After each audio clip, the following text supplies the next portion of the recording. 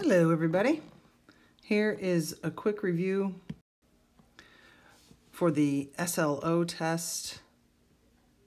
Of course, the test itself is not entirely multiple choice, but these 20 or so questions, 18 questions, will give you kind of an idea as to the type of things that you'll be asked to recall and demonstrate that you can do. Now for this first problem, you are given the formulas for compound interest and continuously compound interest. And they're labeled as interest, but as you know, this would apply to populations, depreciation, things like that. So we've got a beginning price of $14,500. It depreciates continuously. When you see continuously, that is going to involve this formula, P e to the RT.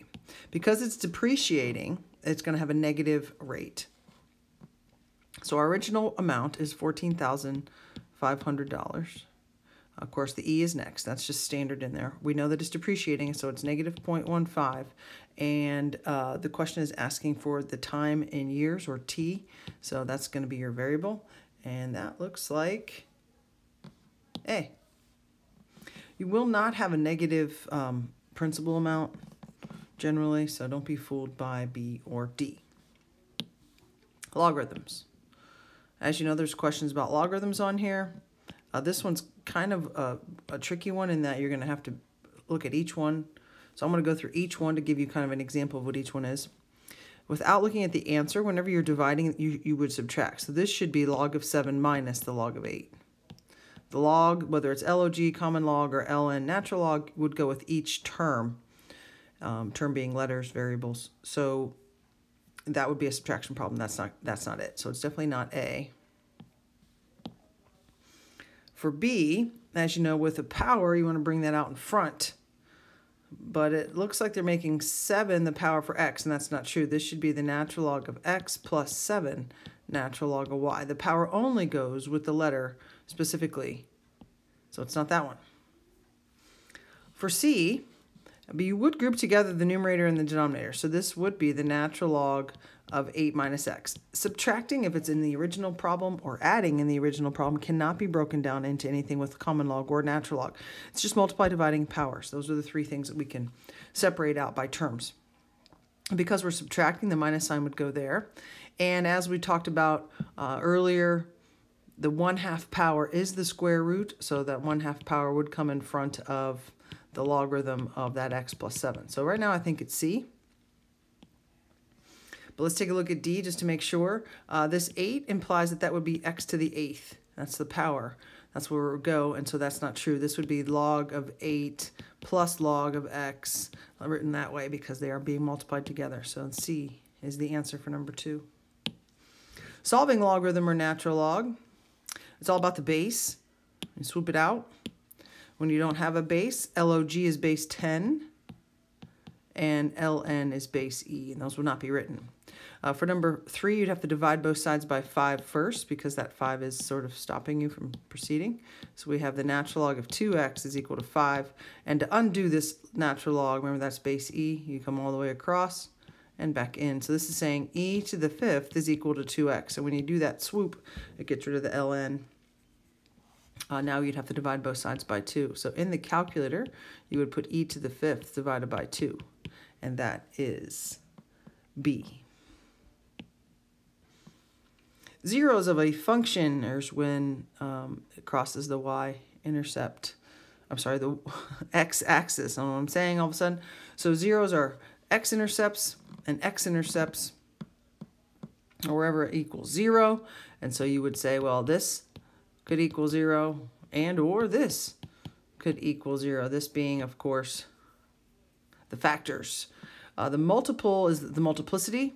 4 would be that it's a 0 4 times, and 5 would be that it's a 0 5 times. And the multiplicity impacts the way the curve looks. It does not impact the actual zeros. So here we get x equals -2, and here we would get x equals +3 once we set that equal to 0. And so that looks like B.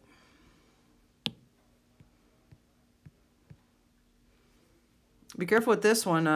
For the making their zeros, a lot of people want to go, oh, okay, x plus 6, x plus 1, All right, you're doing the opposite. Okay, x, I'll throw that out in front. X minus 1/2, and that is not going to work. When you have x equals 1/2, the bottom goes over here in front of the variable, and you do the opposite of the top. So this is actually 2x minus 1. So if we have 3 over 2, the bottom goes with the x, you do the opposite of the top. So this is 2x minus 3. So it's definitely not this one or this one. It's x by itself, 2x minus 1,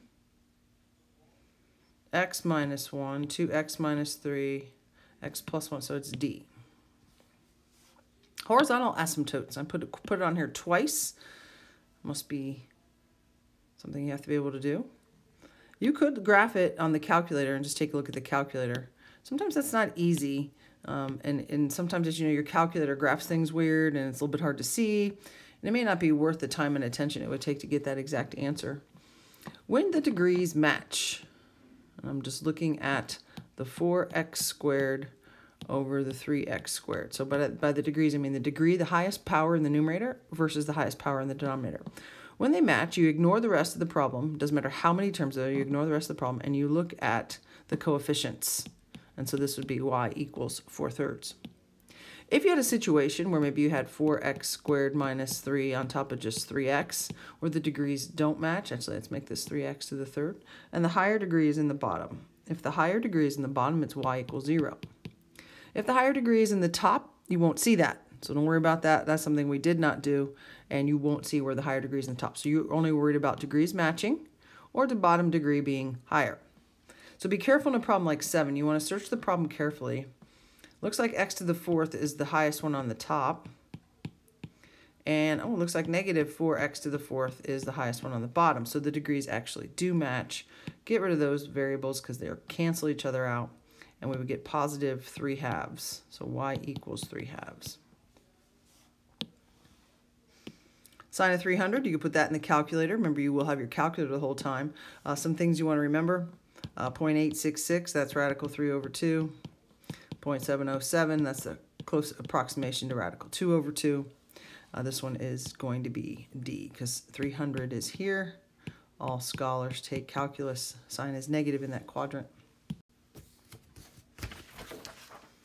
When solving a problem with trig functions in it, make sure you provide, well, I guess this one has the answers, but if it was not multiple choice, make sure you provide all of the possible answers.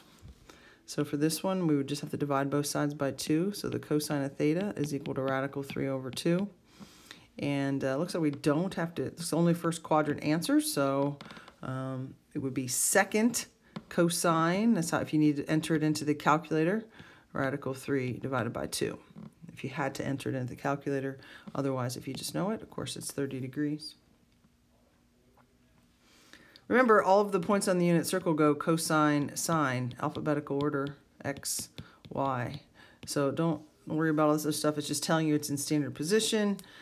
So the point is negative AB. Which one is the cosine? Well, of course, the first one. Amplitude is the number in the front.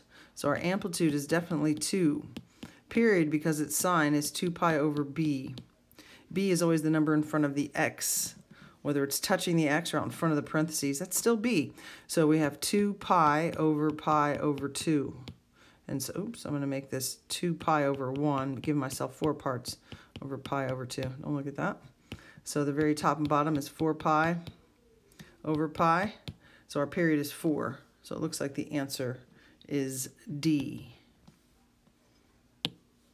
Now, when looking at number 11, horizontal and vertical shifts, a -3 would be right 3. Oh, well, there's only one choice, that's right 3. So it looks like it's B, but it's also, of course, up 5. Number 13 has kind of a lot going on here. We're going to have to draw some pictures. You're also going to have to use Pythagorean theorem. And you're going to have to use the formula for some identities. So there's a lot here. So I'm going to draw these. So we have angle A is in quadrant 1. and angle B is in quadrant 2. So tangent of, I'm sorry, the sine of A, opposite over hypotenuse. So this is a 3, 4, 5 right triangle. Tangent, I'm going to ignore the negative sign. We'll deal with the negative sign with all scholars take calculus. Tangent is opposite over adjacent. Now this is not a triple. So to figure out the hypotenuse, it equals a squared plus b squared, 81 plus 100. So x squared equals 181. I'm just going to call it radical 181 because looking at the answers, radical 181 does appear. So I'm not even going to waste my time trying to simplify that until the very, very end. On the formula sheet, you will have this formula. It is sine A multiplied by cosine B plus cosine A multiplied by the sine of B. Now, in this problem, we are going to have fractions that replace the sine and cosine. If it was on the unit circle, you might have things like 1/2, radical 3 over 2. If it was, like sine of pi, you would have numbers like 0, 1, -1, things like that. So be prepared for really anything. This one, of course, we're going to use these fractions. The sine of A is 3/5. Cosine of B. Now, in this particular triangle, of course, we know all scholars. So the sine is positive in that second quadrant, which means the cosine is negative, and I'm not going to try to reduce this at all. -10 over radical 181. Again, I'm just going to leave it like that. Cosine of A, cosine's positive in the first quadrant, that's 4/5. Sine of B, sine is positive in the second quadrant, and the sine is 9 over radical 181. Across the top, you multiply across the top, -35 radical 181 plus 36 over 5 radical 181. Adding these together, we get 6 over 5 radical 181. I'm taking a quick eyeball at the answers as I go, just to make sure, which I think is smart. So this does not match any of the answers. So that radical 181, let's rationalize. And if you go across the top, we get 6 radical 181. And that would be enough for me. You could double check it by taking 5 times 181. That is 905. So it is D. You will also be given the formula for number 14, side angle side. This is law of cosines. So we have the courtyard Girardelli square. Of course, we've done this problem or a similar problem like to this before. And so it is the missing side squared is equal to, it doesn't matter which one you do first, 45 or 30. We add those, square them.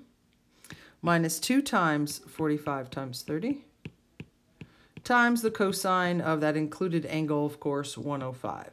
Now, I would type it in the calculator with a radical sign around it, making it into one step.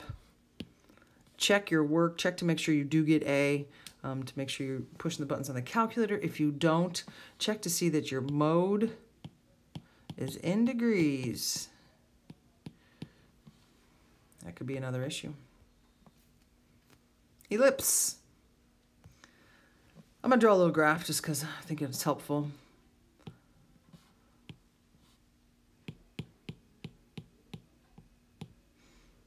So our center is at -1, 4.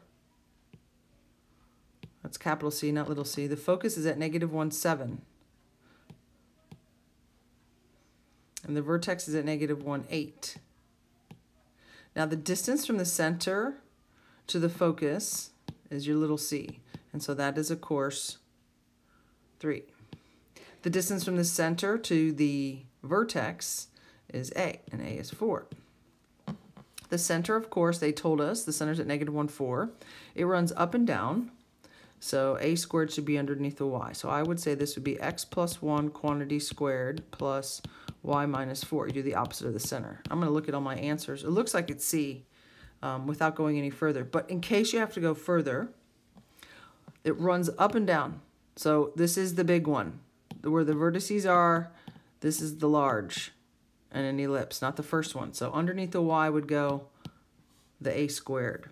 Then to find b squared, which is what's under x squared, you'd have to use c squared is equal to a squared minus b squared. So 9 is equal to 16 minus b squared. And then you can get the -7. And so 7 turns into b squared.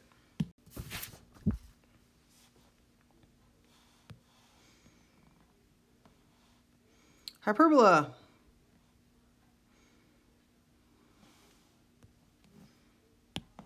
I'm announcing it like you can't read it, sorry. Again, I'm going to come up with a little graph here just to get myself oriented. So we have a center at negative 2, 4.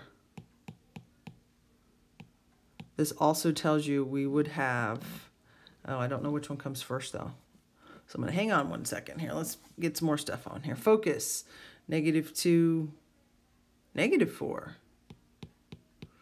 Ooh, that's far. So the distance from the center to the focus is little c. So our little c is 8.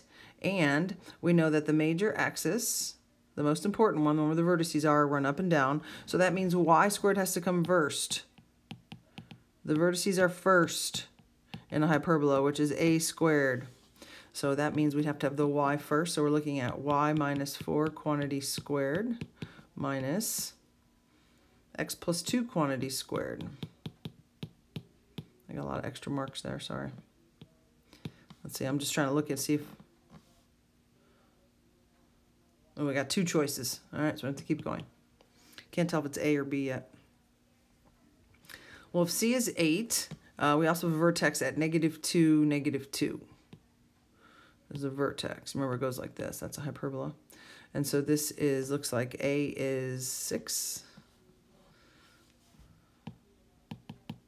And so we're going to use the facts underneath. Underneath the y should be a 36. That helps. Now we know it's A. But we would use a squared equals, sorry, not that formula. C squared is equal to a squared plus b squared. So we had to have 64 is equal to 36 plus b squared. And when you subtract the 36, you would get 28. Magnitude and direction. Magnitude is r. You will get a formula for that. It's x squared plus y squared. So we would have the square root of 9 plus 25. And so that is 5.83. And then the direction is your angle. Negative 3, 5 is over here. So please make sure that your angle ends up in the correct quadrant. Don't use negative angles. And so we would have that the inverse tangent is equal to, or theta is equal to the inverse tangent of 5 over negative 3. Of course, your calculator gives you the wrong angle. You have to add 180 to that, so it's 120.9 degrees. You'll be given both of those formulas. It's called r and theta. It might be listed under polar or rectangular or any of those, but it's the same stuff for vectors. You're also given these formulas. X equals r cosine theta. Y equals r sine theta. And I'd be careful with this because 225 is on the unit circle. You probably should stay away from decimals. If it's multiple choice, of course, it won't matter. So we're going to have 10 times the cosine at 225. All scholars take calculus, so it's here. So it's negative. Cosine's negative there. So 10 times negative radical 2 over 2. So we would have negative 5 radical 2 and another negative 5 radical 2 because the sine and the cosine have the exact value. And of course, you'd make these correct. So thanks for preparing yourself for this test. It's important to everyone that you do well. And good luck on the test. If you have any other questions, please stop by and ask me.